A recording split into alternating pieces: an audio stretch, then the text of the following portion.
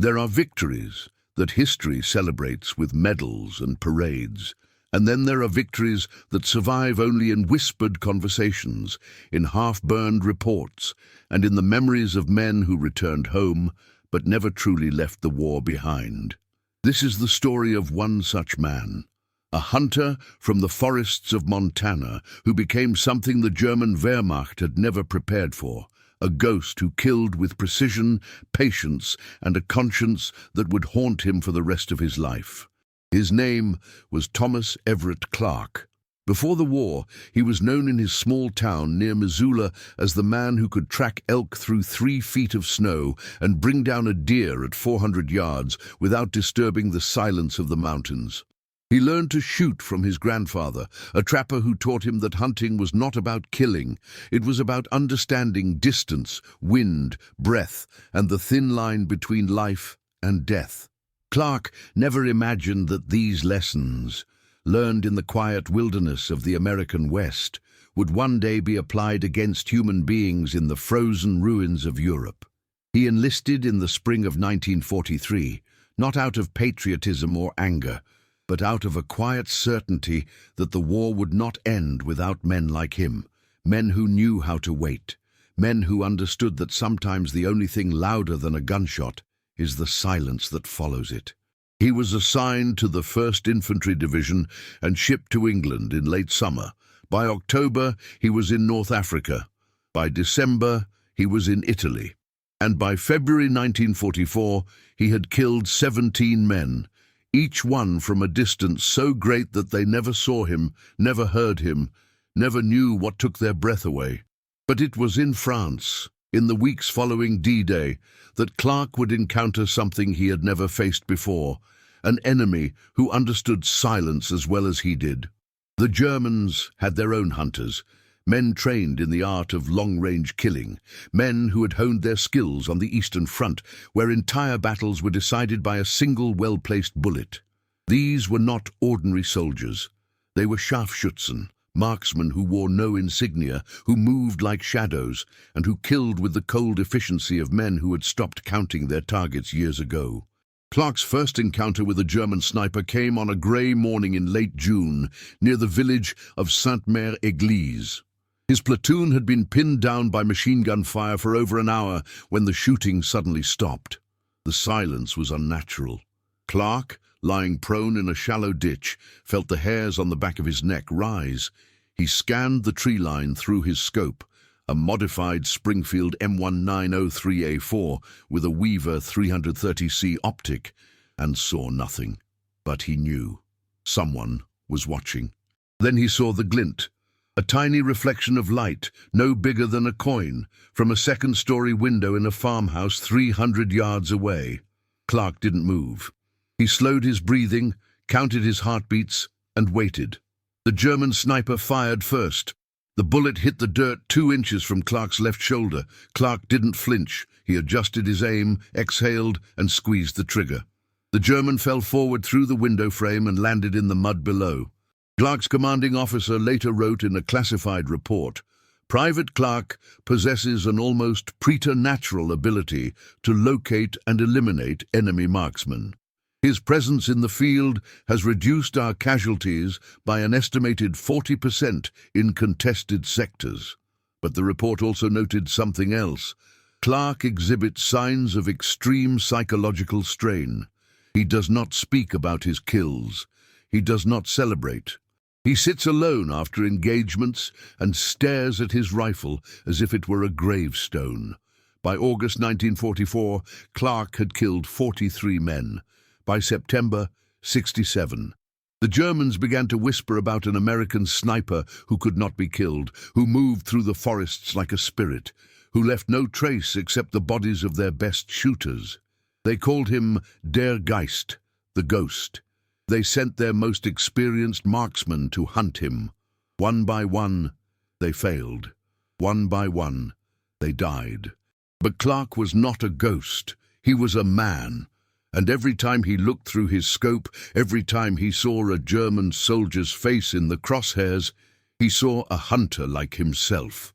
A man who had learned to shoot in some distant forest, a man who had a family waiting for him, a man who would never go home. The war demanded efficiency. Clark provided it.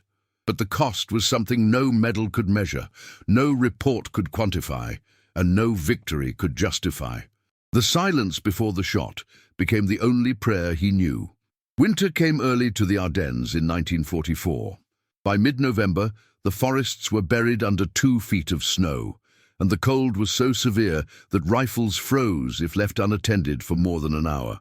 The Allied advance had slowed to a crawl. Every mile gained cost lives. Every ridge held by the Germans became a fortress of ice and steel. And in that frozen wasteland, Clark found himself facing the one opponent he had hoped never to meet, a German sniper who was better than him. His name, Clark would later learn, was Obergefreiter Heinrich Vogel. He was 34 years old, a veteran of the Eastern Front, and the holder of a reputation that preceded him like a storm cloud.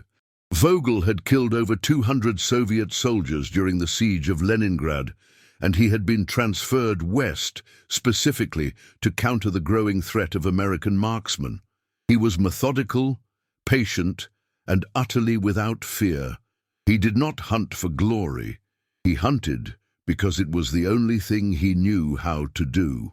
Clark first became aware of Vogel's presence when 3 American snipers were killed in a single week, all within a 2-mile radius of a small Belgian village called Rocherath. Each man had been shot through the head at distances exceeding 400 yards. Each had been killed in conditions that made long-range shooting nearly impossible: fog, falling snow, high wind. Clark studied the reports and understood immediately. This was not luck. This was mastery. He requested permission to hunt alone. His commanding officer hesitated, but eventually agreed. Clark spent the next 2 days studying the terrain, marking potential firing positions, calculating wind patterns and elevation changes. He knew that Vogel would be doing the same. The duel would not be won by speed or firepower. It would be won by patience, by the ability to outlast the cold, the exhaustion, and the crushing weight of knowing that a single mistake would be fatal. On the 3rd day, Clark found a position on a low ridge overlooking a frozen creek. He dug himself into the snow, covered himself with a white tarp, and waited. Hours passed. The cold seeped into his bones. His fingers grew numb, but he did not move. He had learned long ago that the hunter who moves first is the hunter who dies. Just before noon, he saw movement. A flicker of shadow near a burned-out farmhouse 600 yards away. Clark adjusted his scope, slowed his breathing, and watched. The shadow moved again. Vogel was repositioning. Clark did not fire. He waited.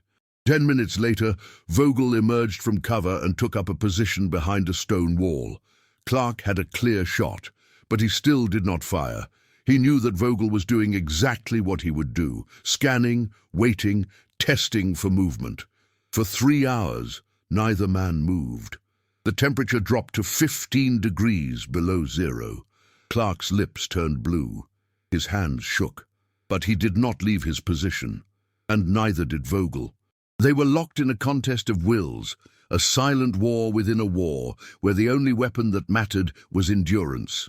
Finally, as the sun began to set, Vogel made his mistake.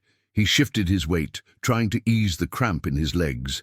It was a movement so small that most men would never have noticed it, but Clark saw it. He saw the slight adjustment of the rifle barrel, the tiny disruption in the snow around Vogel's position. Clark exhaled, aimed 2 inches above Vogel's head to account for bullet drop at extreme range, and fired. The bullet struck Vogel in the upper chest, just below the collarbone. He collapsed backward into the snow. Clark did not celebrate. He did not feel relief. He simply packed his rifle, crawled backward out of his position, and walked away. Later, American soldiers would recover Vogel's body and find a journal in his coat pocket. The final entry, written in careful German script, read, "The American is better than I thought. If I do not kill him tomorrow, he will kill me." Clark never read that journal. He didn't want to. He had already seen enough. Now, I invite you to leave in the comments where you are watching from and the exact time you're listening to this story. It interests us to know how far and at what moments of day or night these documented accounts reach. By December 1944, Thomas Clark had killed 81 men. He knew the exact number because he had carved a small notch into the wooden stock of his rifle for each confirmed kill. It was not a gesture of pride. It was an act of penance, a way of remembering that each mark represented a life that would never return home, a family that would never know what happened, a story that ended in silence. The other soldiers in his unit had begun to treat him differently. They no longer joked with him or invited him to play cards. They spoke to him with the cautious respect reserved for men who had crossed a line that could not be uncrossed. Clark understood. He had become something other than a soldier. He had become a tool of war, precise, efficient, and emotionally distant. But the distance was not real. It was armor, and beneath that armor, Clark was drowning. He wrote letters home but never sent them. He started them with mundane details, the weather, the food, the names of towns he had passed through, but they always ended the same way. I don't know who I am anymore. I look in the mirror and I see a stranger. I hear my own voice, and it sounds like someone else is speaking.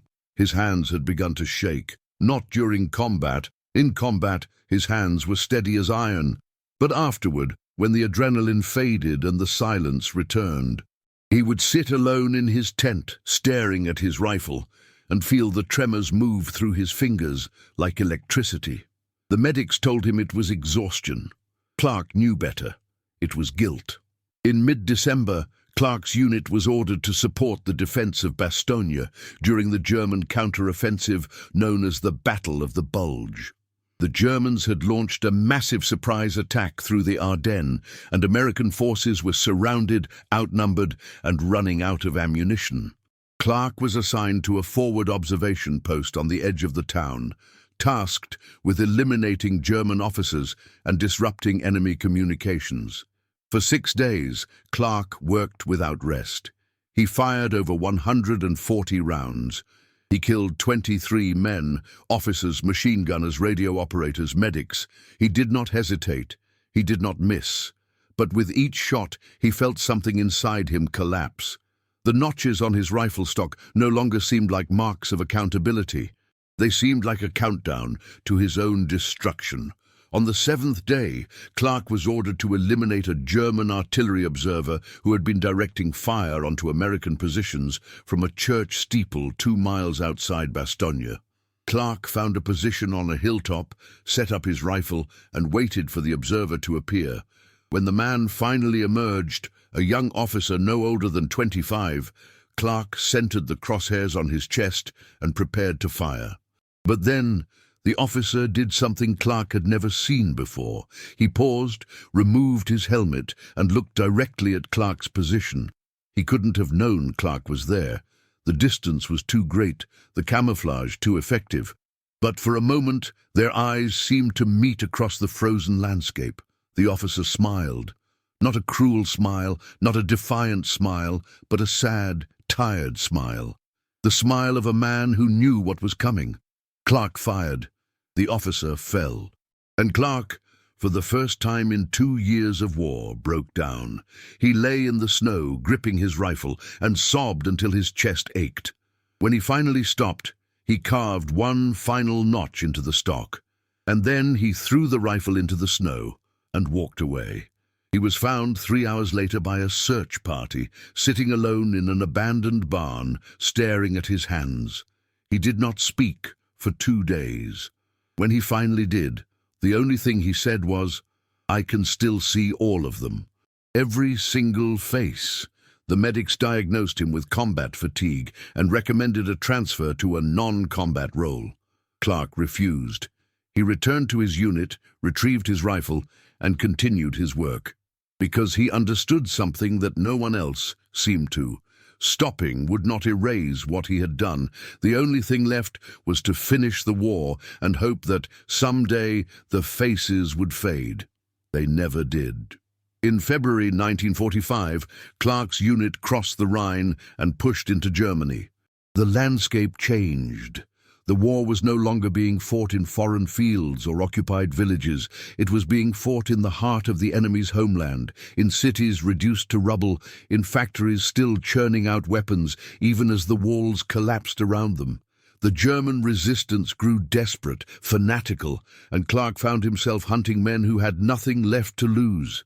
One morning, his commanding officer handed him a classified briefing. Intelligence had identified a German sniper training facility hidden inside a defunct steel mill near Essen. The facility, codenamed Die Schmiede, the forge, had been producing elite marksmen for the Eastern and Western fronts since 1942. It was believed that over 300 snipers had graduated from the program, and that at least 40 were still operating in the region. The facility had to be neutralized. Clark was assigned to lead a reconnaissance team to locate the facility, assess its defenses, and, if possible, eliminate its instructors. It was the kind of mission that should have been handled by a full platoon, but manpower was scarce, and Clark had a reputation. The team consisted of 5 men: Clark, 2 riflemen, a radio operator, and a combat engineer. They moved out before dawn, traveling on foot through bombed-out neighborhoods and abandoned industrial zones. They found the steel mill 3 days later. It was a massive complex of furnaces, warehouses, and administrative buildings, most of which had been destroyed by Allied bombing raids. But the core structure, a reinforced concrete building half buried in the earth, remained intact. Smoke rose from ventilation shafts. Lights flickered in basement windows. The place was still operational. Clark spent 2 days observing the facility from a hidden position on a nearby hillside. He counted 17 armed guards, all of them moving with the cautious precision of trained marksmen. He saw instructors conducting drills in a makeshift firing range carved into the side of a slag heap. He saw young soldiers, some of them no older than 16, practicing with rifles that looked like they had been pulled from museums. The war was eating its children. On the 3rd night, Clark's team infiltrated the facility. The combat engineer disabled the perimeter alarms, and the rifleman neutralized the exterior guards with suppressed weapons. Clark moved alone into the main building, his Springfield rifle slung across his back, a pistol in his hand. The interior was dark, lit only by kerosene lamps and the orange glow of a coal furnace. The air smelled of gun oil, sweat, and burnt metal. Clark descended a narrow staircase into the basement. He heard voices, German, spoken in low, tired tones. He peered through a doorway and saw a classroom.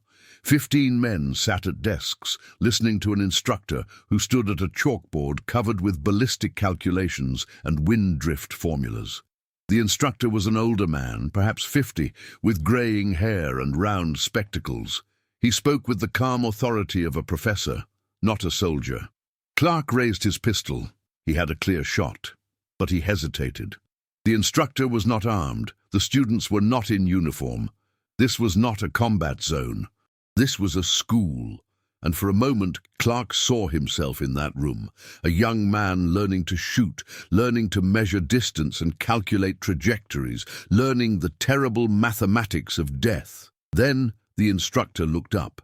He saw Clark standing in the doorway.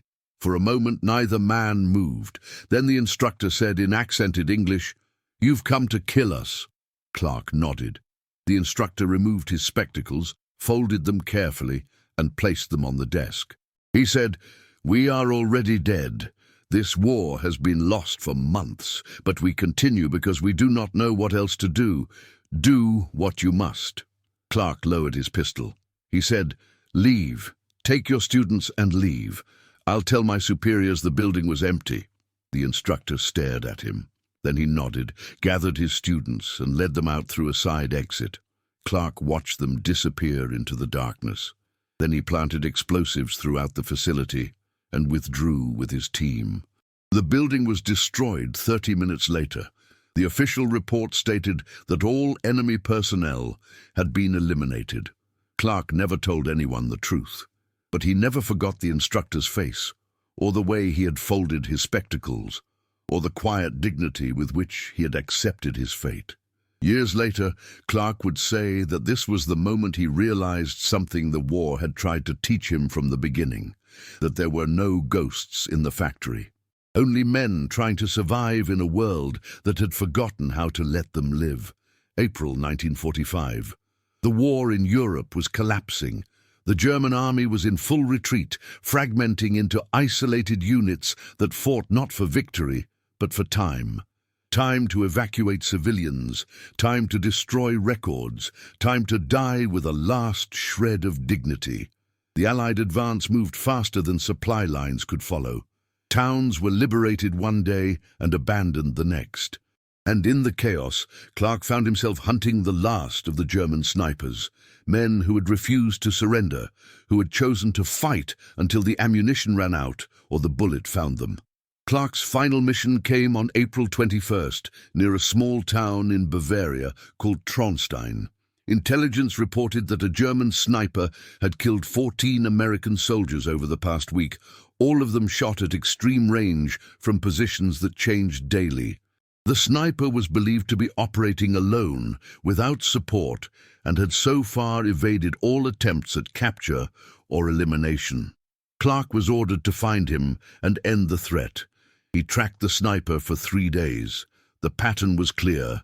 The German was moving west, following the retreating Wehrmacht, but stopping periodically to set up ambushes along key roads and bridges.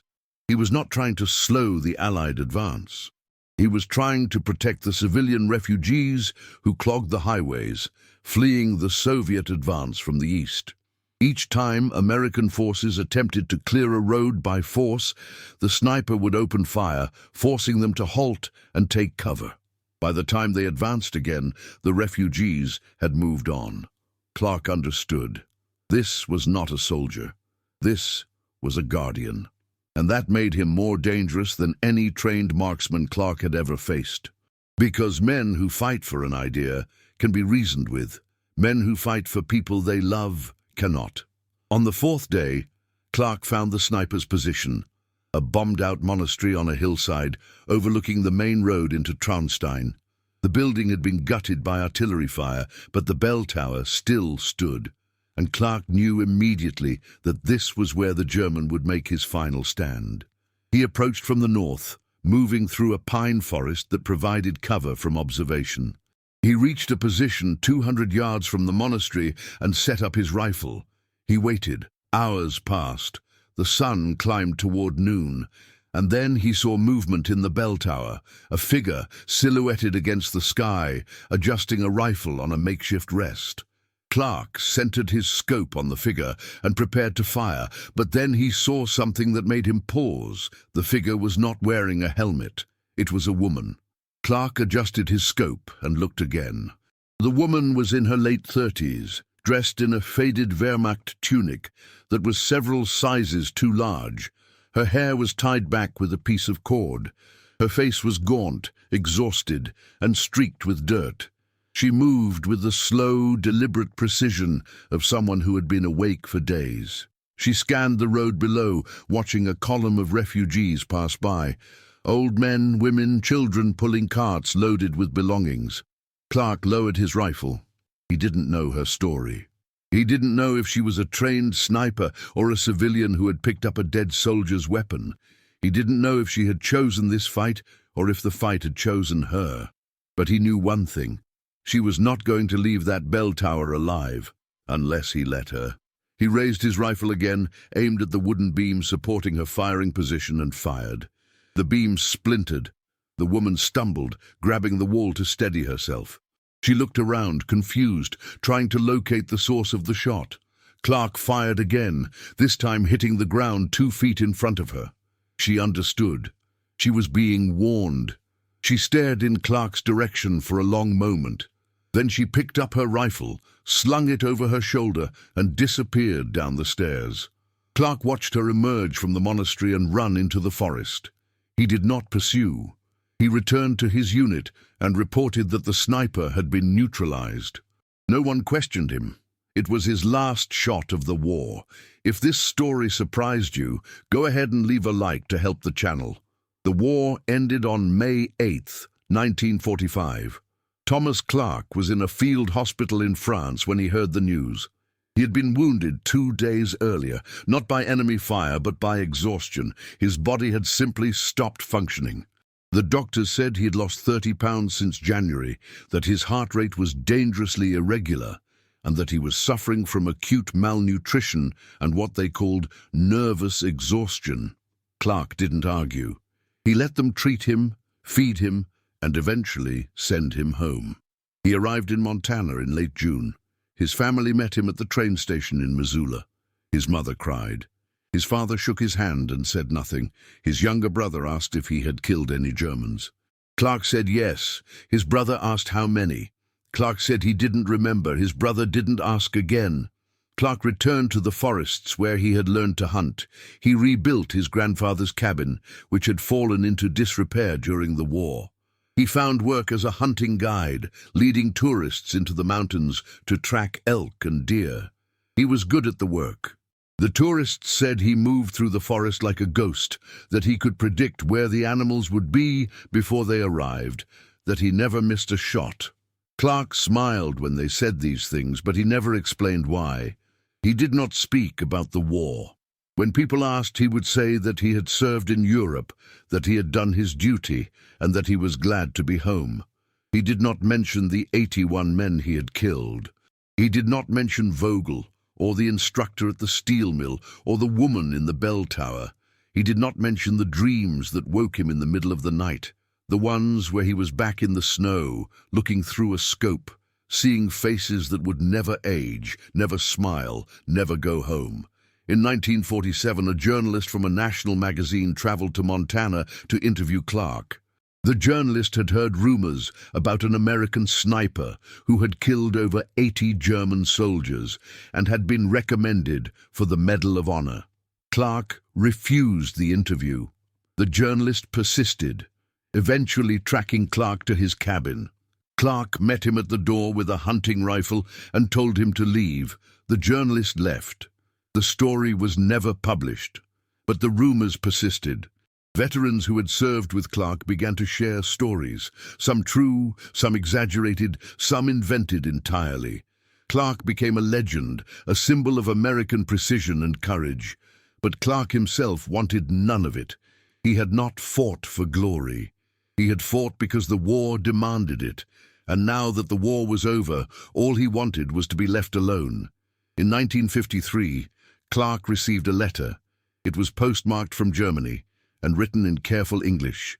The letter was from the woman in the bell tower. She did not explain how she had found him or why she had waited 8 years to write.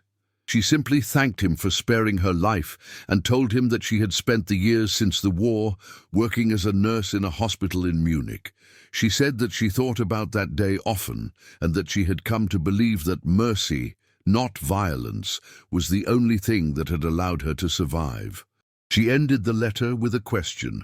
Do you ever regret not pulling the trigger? Clark read the letter 3 times. Then he burned it in the fireplace and never spoke of it again. He lived alone for the rest of his life. He hunted, he guided, and he watched the seasons change in the mountains he had known since childhood. He never married, he never had children. When people asked why, he would say that he preferred the company of the forest. But the truth was simpler. He could not imagine bringing life into a world where he had taken so much of it. Thomas Clark died in 1984 at the age of 63. His body was found in his cabin, seated in a chair by the window, his hunting rifle resting across his lap. There was no note, no explanation. The coroner ruled it a natural death, heart failure, brought on by years of untreated stress and exhaustion. His family buried him in a small cemetery outside Missoula. The headstone bore only his name and the years of his birth and death, no mention of the war, no mention of the medals he had refused, no mention of the legend he had never wanted to be. But in the forests of Montana, among the guides and hunters who still work the mountains, the stories persist. They speak of a man who could track anything, who never missed, who moved through the trees like he was part of them. They call him the greatest hunter who ever lived. And in a way, they are right. But Clark would have told them a different truth, that hunting is not about killing. It is about understanding the thin line between life and death, and that once you cross that line, once you become the hunter instead of the witness, you can never truly come home. The war ended, but the silence never did. Subscribe to our channel to explore more archived and disturbing cases. Thank you for following the story of Thomas Everett Clark. See you in the next video.